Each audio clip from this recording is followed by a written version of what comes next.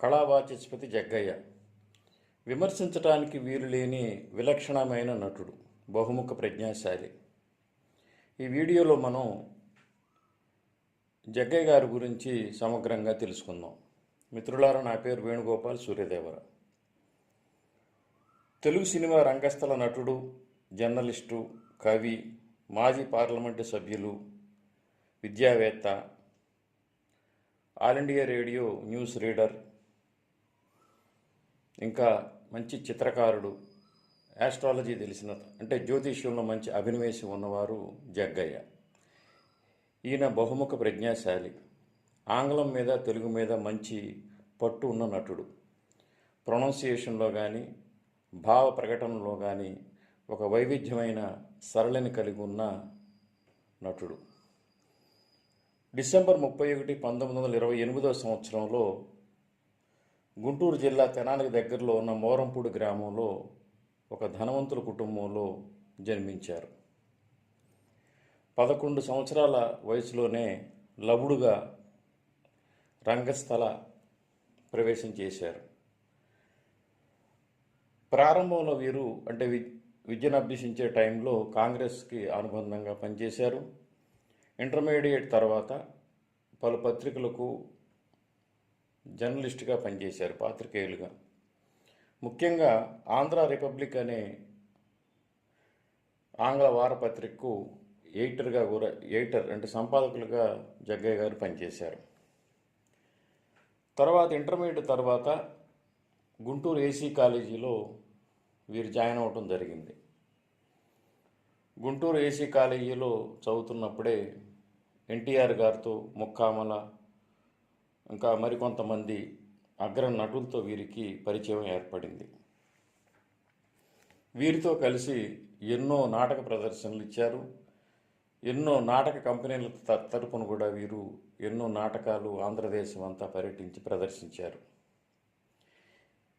ఈ ఏసీ కాలేజీలో చదువుతున్న టైంలోనే ప్రముఖ కవి, చిత్రకారుడు అడవి బాపిరాజు గారి వద్ద చిత్రలేఖనం నేర్చుకున్నారు.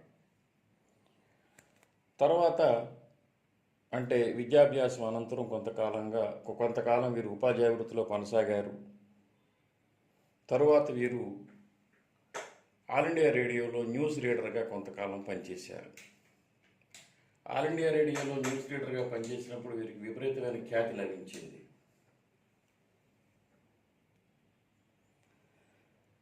వీరు త్రిపునేని గోపీచందర్, వీరు ప్రముఖ రచయిత. ఈ గోపీచంద్ గారు నిర్మించిన ప్రియురాలు సినిమాతో సినీ రంగ ప్రవేశం చేశారు. ఈ సినిమా పెద్దగా ఆడలేదు. ఈ సినిమా విజయవంతం కాకపోవటం వల్ల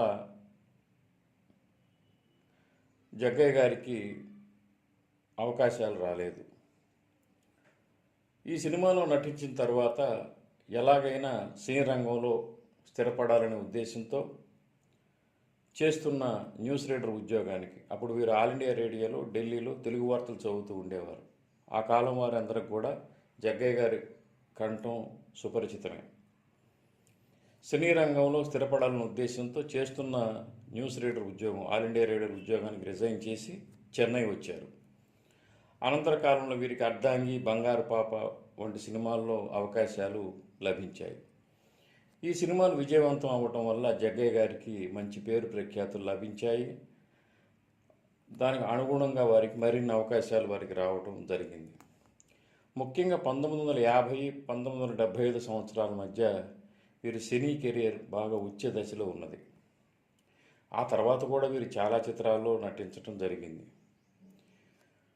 జగ్గయ్య గారి దగ్గర ఉన్న గొప్పతనం ఏంటంటే వీరు ప్రతి పాత్రలో వైవిధ్యాన్ని కోరుకునేవారు. ఒకే మోస పాత్రలు ఎప్పుడూ ధరించలేదు. కొన్ని సినిమాల్లో హీరోగా నటించారు, మరికొన్ని సినిమాల్లో విలన్గా నటించారు, కొన్ని సినిమాల్లో సైడ్ హీరోగా చేశారు,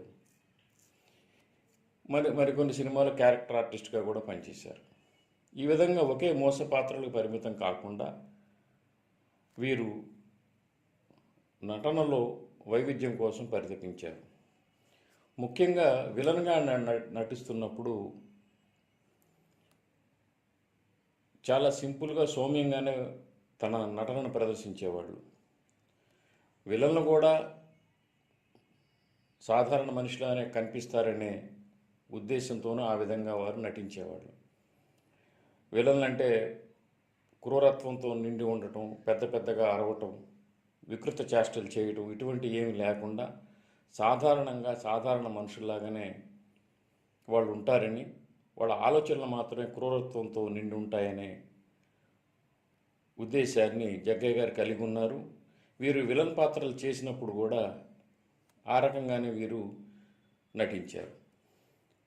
అంటే వీరు నటించిన ప్రతి సినిమా మనం గమనించినట్లయితే ఒక సినిమాకి వారి నటనలో చాలా డిఫరెన్స్ కనిపిస్తుంది. ఉదాహరణకి అప్పు చేసి పప్పుకూడి సినిమా తీసుకోండి. ఆ సినిమాలో జగ్గయ్య గారి సైడ్ హీరో. ఆ సినిమాలో కొంత హాస్యంతో నిండి ఉన్న పాత్ర కూడా అయింది. అప్పు చేసి పప్పుకూడి సినిమాలో జగ్గయ్య గారి మీద చిత్రీకరించిన పాటల్లో కానీ,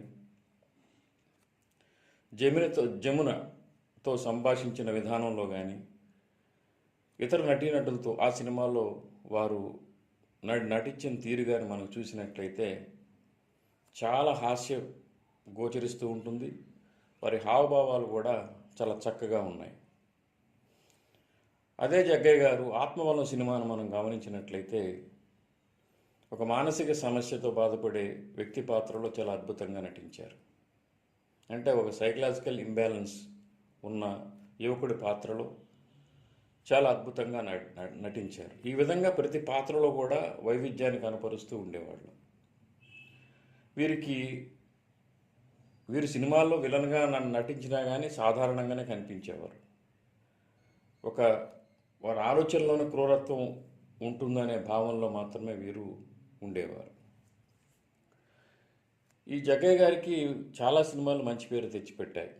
అర్ధాంగి, అప్పు చేసి పప్పుకూడు, రామాలయం, శ్రీ రాజేశ్వరి విలాస్ కాఫీ క్లబ్, ఆత్మబలం, అంతస్తులు, గుడిగంటలు, బంగారు పాప, అల్లూరు సీతారామరాజు, శభాష్ పాపన్న, దేవుడు చేసిన మనుషులు, చంటబ్బాయి, ఈ మొదలైన సినిమాలన్నీ కూడా జగ్గయ్య గారికి విపరీతమైన పేరు ప్రఖ్యాతులు తెచ్చిపెట్టాయి. అదేవిధంగా వీరి నటనకు ఈ సినిమాల ద్వారా మంచి గుర్తింపు కూడా లభించిందని మనం చెప్పుకోవచ్చు. ముఖ్యంగా బంగారు పాప, అల్లూరు సీతారామరాజు చిత్రాల్లో వీరు నటించిన తీరు చాలా అద్భుతం. ఈ సినిమాల వల్ల వీరు ప్రతిష్ట బాగా ఇనుమడించింది. ముఖ్యంగా అల్లూరు సీతారామరాజు సినిమాలో రూదర్ఫోర్డ్ పాత్రని చాలా అద్భుతంగా పోషించారు. సంభాషణలు పలకటంలో ఒక విచిత్రమైన మాడ్యులేషను, ఆంగ్ల భాష మీద పట్టు, అదేవిధంగా మాడ్యులేషన్ తగ్గట్టుగా హావభావాలు చాలా చక్కగా ఇందులో ప్రదర్శించారు. ఈ సినిమా విజయానికి కూడా జగ్గయ్య గారి పాత్ర ఒక కారణమైంది. ఈ సినిమాను చూసిన భారత మాజీ ప్రధాని పివి నరసింహారావు గారు జగ్గయ్య గారిని బాగా అభినందించారు. సినిమాలో నటిస్తున్నప్పుడే 1967 సంవత్సరంలో వీరు ఒంగోలు నుండి కాంగ్రెస్ పార్టీ తరఫున పార్లమెంటుకి పోటీ చేసి గెలిచారు. లోక్సభకు ఎన్నికైన మొట్టమొదటి నటుడు జగ్గయ్య గారే. ఈ జగ్గయ్య గారు ఇదే కాకుండా జ్యోతిష్యంలో కూడా మంచి పట్టు ఉన్నది. జ్యోతిష్యంలో ఉన్న వివిధ అంశాల్లో కూడా వీరికి మంచి అభినవేశం ఉన్నది. అదేవిధంగా వీరు మంచి కవి కూడా, మంచి చిత్రలేఖకుడు కూడా, అంటే మంచి ఆర్టిస్టు. అడివి బాపిరాజు గారి వద్ద ట్రైనింగ్ తీసుకున్నారు.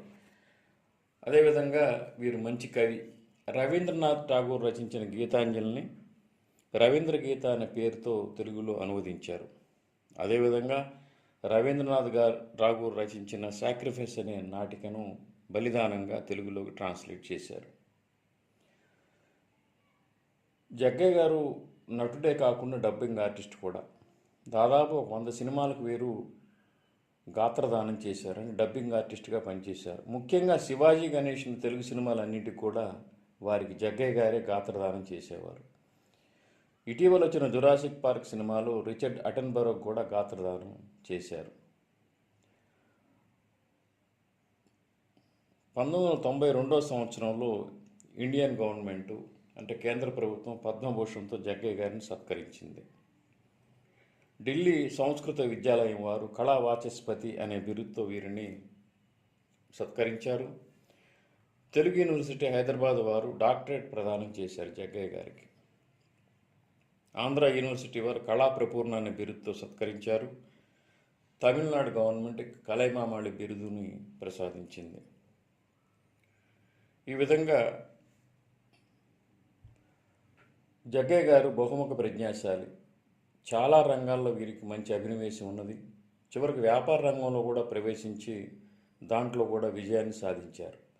వ్యాపార రంగం అంటే వీళ్ళు సినిమాలు ఏం తీయలేదు, కానీ బయట చాలా వ్యాపారాలు చేశారు. వీరు మంచి నటులు, కవి, విద్యావేత్త, మంచి ఆర్టిస్టు, జ్యోతిష్యం వంటి వైదిక సబ్జెక్ట్స్తో మంచి పరిచయం ఉన్న వ్యక్తి. ఇంతటి గొప్ప అంటే బహుముఖ ప్రజ్ఞాశాలి 2004 మార్చి 5వ తేదీ చెన్నైలో హార్ట్ అటాక్తో అంటే గుండెపోటుతో మరణించారు. వీరు మరణించినప్పటికీ వీరి కంఠం, వీరి నటన తెలుగు ప్రజల హృదయాల్లో చిరస్థాయిగా ఉండిపోయింది. నిజంగా మాట్లాడాలంటే విమర్శించడానికి వీరు లేని విలక్షణ నటుడు జగ్గయ్య గారు.